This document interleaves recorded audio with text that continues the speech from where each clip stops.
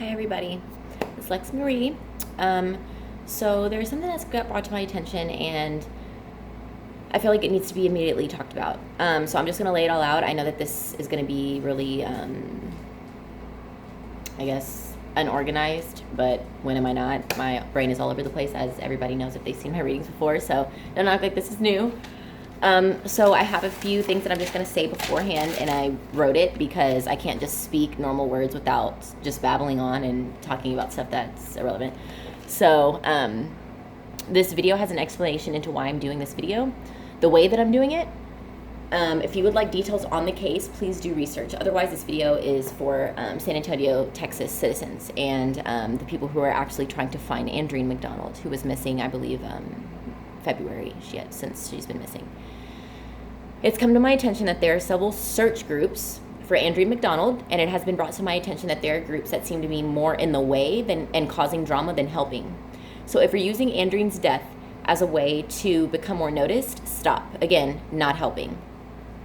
It's an unnecessary distraction. I've spoke to people who are actually on their hands and knees looking, as well as people close to ANDREEN who do not appreciate any of that. When this case first happened, someone contacted me who claimed to be a very good friend of ANDREEN, if not her best friend. She wanted a private reading from me to help find her. Every piece of info I gave her, it seemed like she was not talking, or she was not taking it in, and she wasn't even listening to what I was saying. Not only that, but when I explained what I would see to her, she would say, well, did you see this? And then she would point something out about something, that wasn't on the right track of what I was talking about. She would try to steer me in other directions. It was weird. Not only did she not write down what I was saying, she didn't tell anyone about my visions about the reading at all, saying that she wanted to help find ANDREEN, that she's been doing these search groups and this and this and that. And she kept the information to herself. And my intention was that everybody was going to know that was going to actually help and, go search for her. So that's why I did that for her. While she was acting like she wanted to desperately find her. Fast forward to a few days before her husband, or the suspect that is the suspect of killing ANDREEN, a few days before he got out of jail and he was going to be placed on house arrest, she messaged me. Very frantically, she contacted me, asking me to look into her future because she was scared that the suspect was going to come for her.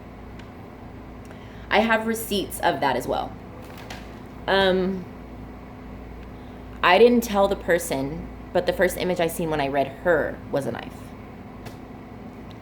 We continued on with the session. That was for her specifically. During that session and the first, she asked if ANDREEN had anything to say about her.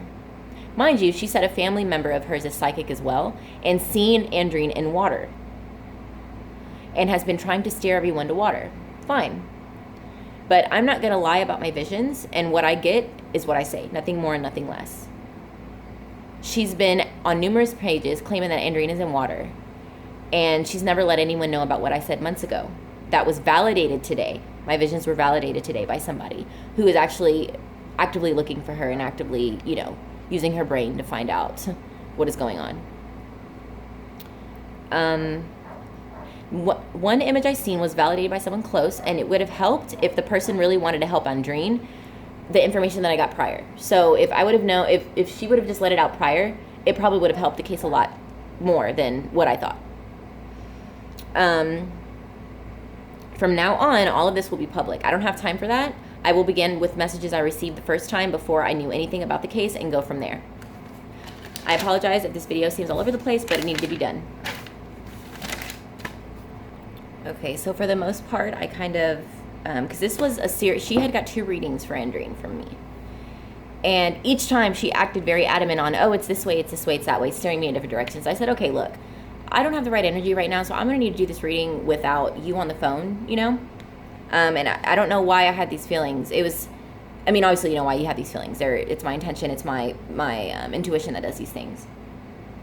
But I'm going to go ahead and go in order as far as, this is everything I received when I was first doing the readings when nobody knew, okay? This was before I knew even what the hell happened in general. So I seen ropes twice, and not zip ties. They were actual long ropes. So it was actual long rope, and in my other visions, it had been like a brown, very like the typical brown rope that you would tie things with. he did attack her. She did not expect it. I felt like they got in a fight first, and the fight escalated because she wanted to kind of move forward and be peaceful, and he did not want to be peaceful, and instead he kind of attacked her and ran at her. I did see choking, like she couldn't breathe, and I felt that he ran at her. And then I felt like I don't know if he choked her unconscious or not, but after the fact, it's like the choking didn't work, so we had to do other options. I seen a narrow road twice, and this has been validated by the person I talked to today. A few cars, dry land around, not all, full of green trees, bushes, flowers, etc. So it was a narrow road. There was trees, but they were very organized on this side on this gravel road, and it was a white gravel road, very narrow. And I have been shown some pictures of some of the things as well, and it looked like what I described. She was unconscious or already passed when she was in the vehicle. I feel like when he put her in the vehicle, I had a rope around me or very enclosed. There was no room to move, so he either wrapped her up in like tape or rope.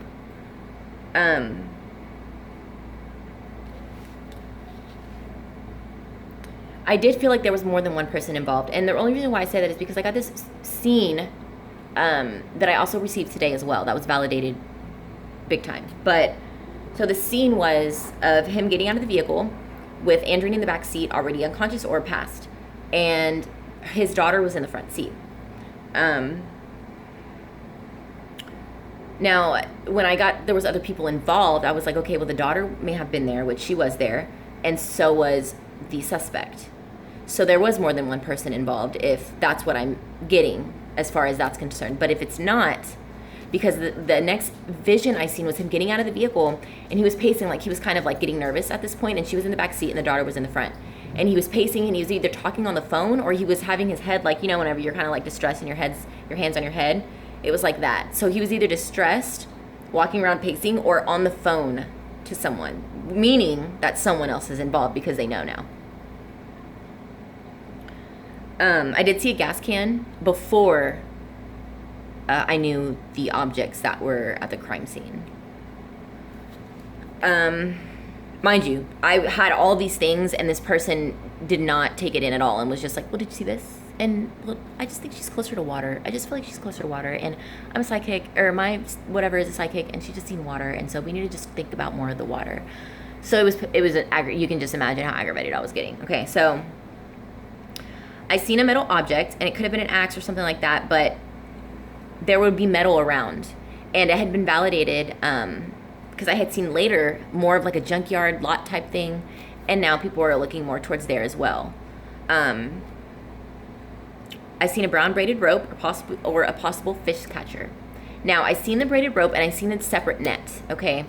There's been people that have been searching, that have been close to the case, that have been looking out there, and they found a brown net. They found the net that I was talking about. They also found trash bags and duct tape.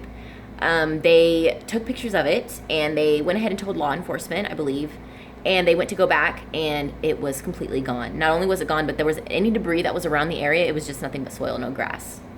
So I did see the word cove, and I believe that was the place that she was living at, the residency or something like that, that was named Cove. It could have been just stating that she was killed there, or, you know. I seen a metal wheelbarrow or something to make me believe that she was placed in something metal and transported. Come to find out, he had bought barrels, but they weren't used. So he may have bought them just to steer them away and then used others. But that's what I got before I knew anything, mind you. Okay, so, and I wish that person would have told me something to make me feel like I was going in the right direction, but I felt like I was just talking to nothing. So today I was able to speak to somebody who actually cared about what was going on. I see myself in a box or something small. And if it were to open, I would be outside somewhere. So it's like he put her in something metal or something contained, and if they were to open the box, if she were to open the box, she would have been outside. So like this place is outside where he put this box or this containment or this piece of metal. I seen a woman walking a dog, or maybe close, so it made me think like close to a park or something like that, somewhere where people would be walking their animals or jogging.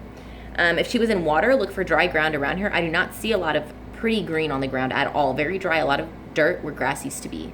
So that's where a lot of people have been looking as well. I did see a teddy bear, and that made me believe that a child was present or did or that a child was present or around, or and then I seen it later. So it also reminded me of, okay, well, what if it's not because the child was just there? Maybe it's because that was something that the child had, and maybe he got blood on it or something like that, and he had to toss it. And so that was my next step. But this was what I originally received. Dry land, white rocks on the ground. He was going to burn her. If he did, he wasn't complete, so he had moved her elsewhere. So I guess he might have even tried and it didn't work, and he moved her elsewhere. So he did transport her like almost maybe once or twice. Was another barrel brought at the scene or bought and not at the scene? He transported her body somehow. ANDREEN wanted a more peaceful discussion to end it peacefully, and he wasn't having it. His intelligence is what attracted her to him at first. Keep in mind, cove also means bay, small sheltered bay or harbor, or natural harbor. Okay, this was the last part of the session with that other person. I did receive the word terrain. Next, if she's in water, she's in some sort of containment, roped down or taped down or something tied down.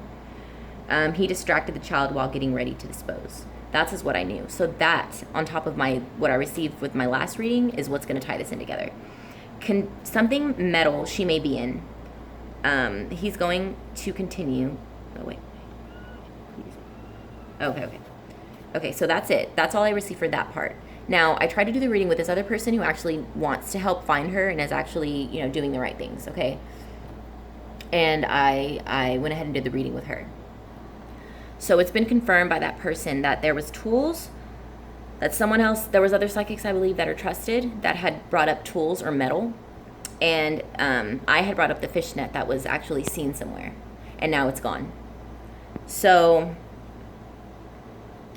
of course, I seen a metal barrel firsthand, but that could have just been because I was thinking about it and we had been talking about it prior. Next image was